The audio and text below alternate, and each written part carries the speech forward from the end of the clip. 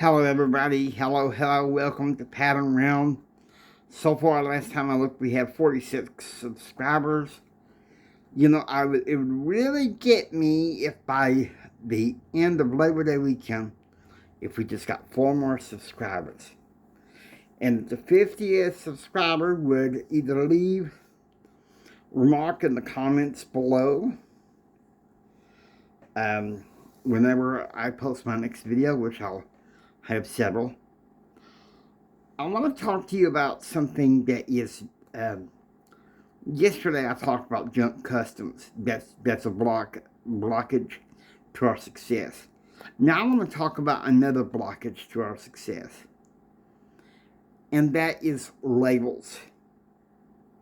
No thanks to our distractive, defiant, degenerate culture. I'm going to be bluntly honest with you. I think this is something that the leaders in my church, the theologians, have really been warning about for the past 5 years. And to be honest with you, I can understand the warnings in social media and the media. There are labels all over the place. And some of you may ask, well, Jimmy, do you care that you've been labeled by certain people on the internet and stuff? Can I be honest with you? I don't.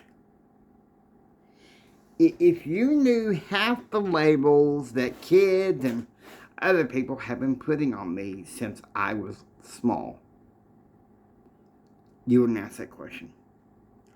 I've had to learn, thanks to my daddy and really my environment and studying journalism and political science, to develop a thicker skin. You need a thicker skin. Otherwise, you're going to get picked on. Now, I'm an empath and all that stuff, but I'm not sensitive as far as being labeled. Because you know something, sadly, that is the way of the world. That is the way of our distractive, defiant, degenerate culture. And who's the author of that? We all know who's the author of that. Lucifer, Satan. In Hebrew, it's Hasatan, the enemy of our souls. He wants us to label each other. Why? To him, it's all part of a big game. And it shouldn't be. I don't think labels do well for success. Why? Because you can use your label as an excuse. The same thing happened with me. I almost bought into the label of slow learner, mentally challenged, until one fateful fall, the fall of 1984, when I went to the 6th grade. I had a professor, no, not a professor, a teacher, Helen Reyes, who I'll call Mrs. R. And one day she called me in while the kids were having recess. She said, James, I need to talk to you. She said, you come here and look at me. You look at me in the eye when I'm talking to you. You are not a slow learner. You're going to get that out of your head and out of your thinking, and you will pull your weight in my classroom. And you know something? That was what I needed. That was what I needed. To be honest with you, back then, I thought it was kind of tough, but you know what? It worked. It worked. Because I did that in all of my classes. Not saying that I was perfect. In junior high, high school, college. But I made it through. And why not? The thing is, the people who want to be successful, they need to be coached out of labels. And it's like I told some friends of mine from Toastmasters about my movement I want to launch, Empower Your Pattern. There are no labels in my movement. Why? I don't believe in them. Now, you can call yourself whatever you want with your faith. I can accept that. But labels that hinder your success, I will not allow that to block your success if I'm coaching you, if I'm mentoring you,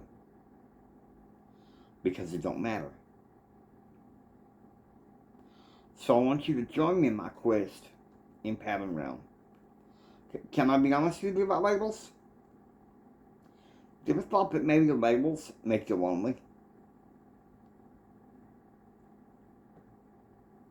I've been labeled all my life. And sometimes I've battled some pretty deep loneliness because of it.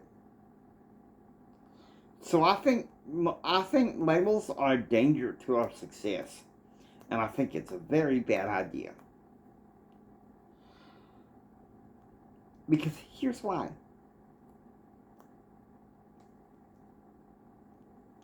First Samuel, chapter 16. This one verse, it says, "For man looketh on the outward appearance, but the Lord looketh on the heart." The labels are the outward appearance. Oh, it's all based on status, what's right with them, what's wrong with them. It should stick with them for their very life. You know something? That's Satan's plan. Goes against the patterns of success that are in the scriptures. Okay, and I'm going to talk about this. You say, but Jimmy, why are you having problems with labels? And why is it that you don't care what people say about you on social media? One thing I learned while I was in journalism school, people can be very courageous behind a keyboard. But when you call them out on something in public, they're not going to be as courageous to say what's going on.